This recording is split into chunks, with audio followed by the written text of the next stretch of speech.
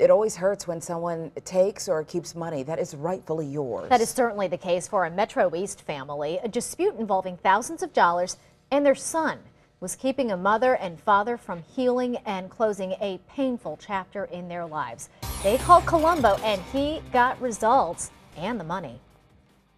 We sent letters, we've had attorneys send letters, and virtually no response, just total frustration that way. Glenn Morgan says he's now the second member of his family to receive the same runaround from Granite City-based Premier CDL Training Services. Glenn's son Joel paid nearly $3,700 to take trucking classes at Premier before changing his mind just prior to the program's cancellation deadline. Joel was entitled to a full refund, but 3.5 months later, he'd received nothing. He started off, impatient. Then he got angry. Then he was frustrated. Then he was hurt. On December 5th, Joel's family says the stresses in his life, which now included the ongoing fight for his refund from Premier CDL, became too much for him to handle. He was really down. He was depressed to a depth we didn't know. And Joel took his own life.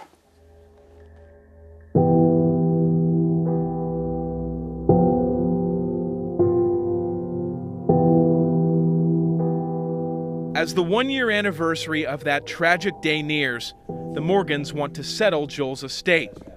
To do that, Premier CDL needs to do what Glenn believes the company should have done more than a year ago. You know, as a parent, you always want to protect your kids if they're 4, if they're 44. And I wasn't able to do that. He never asked for it. He was taking care of it himself, and I need to finish it for him. That's where we got involved. I stopped by Premier to speak with owner Ann Bauza. She was too busy to chat in person, but we later talked on the phone. She told me she thought the check was sent. I politely explained it wasn't. A day later, I found it remarkable that I got such a quick response, that evidently your visit to the office on that same day we talked had an impact on him. A few days after that, the Morgans received this check in the mail made out to Joel's estate. I contacted you on the 20th of the month. You responded on the 22nd. You had results on the 23rd. And the fact that I'd spent so much time and energy and couldn't get anywhere, what you did was truly amazing. A rewarding resolution for a family seeking comfort and closure. I'm Mike Colombo, News 4. And the Morgans say once their son's estate is settled, they are going to use that refund money to establish a scholarship at the high school that Joel attended. The Morgans say that Premier's owner also wants to contribute to that fund. And the Better Business Bureau is issuing a strong warning tonight against a local rental company. It's a business News 4 investigates has been reporting on for almost a year. Tonight, for the first time, a look at the woman behind the business, who, as Mike Colombo explains, is a woman with many names. This young mom, her name is Amaye, is one of several viewers who've called us over the last year to complain about online rental service company Elite Placement. He promised the moon, and it's just been a nightmare. After paying Elite $750 to find her an apartment, she found one on her own, and Elite failed to refund her money. The majority of the time, they won't even return my calls. Never got the check. I was very, very angry, very hot under the collar. Customer after customer told us Elite was not honoring refund policies.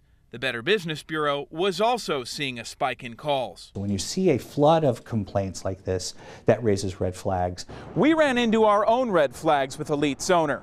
She backed out of an interview last minute. Since then, we've traded emails, but haven't gotten any real answers to our questions. Oh, we also noticed something odd.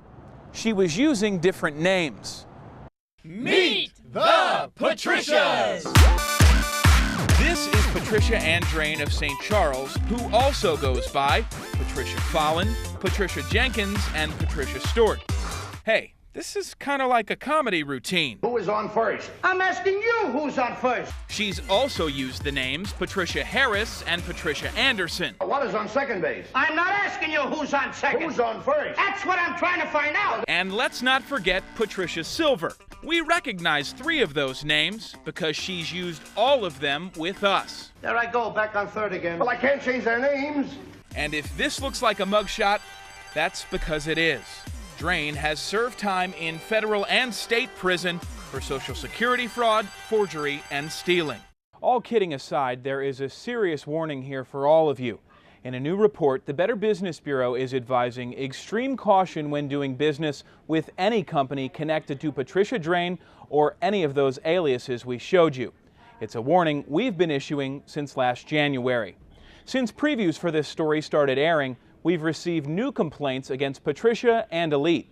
Patricia continues to maintain she's working with her customers and the BBB to resolve issues. We again had an interview set up, and she again canceled. We're supposed to meet again soon. I'm Mike Colombo, News 4. St. Charles County man is raising the question, when is a bicycle not a bike? Federal government says what he is riding is a bike. But his neighborhood police are saying not so fast. Neighborhood police telling him he's breaking the law, and they even sent him to court. So he called Colombo. Richard Towery doesn't need much. I live off $843 a month. His few necessities include the cards, cats, and this electric bicycle. You don't have to register it. You don't need no helmet. Don't need no insurance. Don't need no license. Richard was sold on the belief he didn't need a license to legally drive an electric bike. That was important because his license was taken away for driving drunk. He thought he'd never find trouble chasing a drink again, but recently did. Sort of. I was going to the store to get me a soda. That cola proved costly. An O'Fallon, Missouri police officer stopped Richard and ticketed him for driving without a license. Richard believed he didn't need one. He told the officer about this federal law that defines his ride as a bicycle. It also reads federal law trumps any state law. Nonetheless, the officer wasn't buying it. What was his answer to your explanation? That he'd have to let the judge decide. He can come to court and plead his side. Sound familiar? Officer Diana Damke says O'Fallon's ordinance and Missouri state law require a valid driver's license to operate the kind of bike Richard owns. As his court date looms, Richard is confused about his rights. I've even had cops ask me where I got it and said they might get them one. Portland State University professor John MacArthur is an expert on e-bike regulation in North America. As co-author of this report, we asked him to set the record straight. The confusion occurs is in that statement where it says that no state law should supersede federal law around consumer products in manufacturing and sale. MacArthur says the federal law defines what an e-bike is for production and sale, not how it's regulated in each state. In fact, operating laws vary widely depending on where you live. In Missouri, they have defined it as a kind of maybe a higher speed bicycle, but you have to have a valid license, where in both Kansas and Illinois, you don't have to have registration or licensing or a helmet. Despite a lesson on the rules of the road, Richard's new knowledge won't help him pay his ticket. So I'm about living on nothing. I'm living. I'm Mike Colombo, News 4.